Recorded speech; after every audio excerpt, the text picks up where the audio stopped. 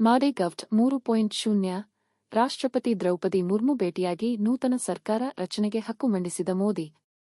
ನವದೆಹಲಿ, ರಾಷ್ಟ್ರಪತಿ ದ್ರೌಪದಿ ಮುರ್ಮು ಅವರನ್ನು ಭೇಟಿಯಾದ ಹಂಗಾಮಿ ಪ್ರಧಾನಿ ನರೇಂದ್ರ ಮೋದಿ ಅವರು ನೂತನದ ಸರ್ಕಾರ ರಚನೆ ಹಕ್ಕು ಮಂಡಿಸಿದರು. ಈ ವೇಳೆ ಹಂಗಾಮಿ ಪ್ರಧಾನಿ ಮೋದಿಗೆ 3ನೇ ಬಾರಿಗೆ ಸರ್ಕಾರ ರಚಿಸಲು ರಾಷ್ಟ್ರಪತಿಗಳು ಆಹ್ವಾನ ನೀಡಿದ್ದಾರೆ. ಜೂನ್ 9ರಂದು ಪ್ರಮಾಣ ವಚನ ಸ್ವೀಕಾರ ಸಮಾರಂಭ ನಡೆಯಲಿದೆ. ಸತತ 3ನೇ ಬಾರಿಗೆ ಪ್ರಧಾನಿಯಾಗಿ ಅಧಿಕಾರ ವಹಿಸಿಕೊಳ್ಳಲಿರುವ ನರೇಂದ್ರ ಮೋದಿ ಇಂದು ಅಧ್ಯಕ್ಷೆ ದ್ರೌಪದಿ ಮುರ್ಮು ಅವರನ್ನು ಭೇಟಿಯಾದರು.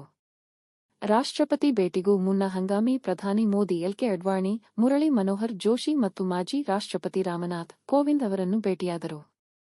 ಕೇಂದ್ರದಲ್ಲಿ ಎನ್ಡಿಎ ಸರ್ಕಾರ ರಚಿಸಲು ಹಕ್ಕು ಮಂಡಿಸುವ ಸಂದರ್ಭದಲ್ಲಿ ಹಂಗಾಮಿ ಪ್ರಧಾನಿ ಮೋದಿ ಬೆಂಬಲಿಗ ಸಂಸದರ ಪಟ್ಟಿಯನ್ನು ರಾಷ್ಟ್ರಪತಿ ದ್ರೌಪದಿ ಮುರ್ಮು ಅವರಿಗೆ ಸಲ್ಲಿಸಿದರು.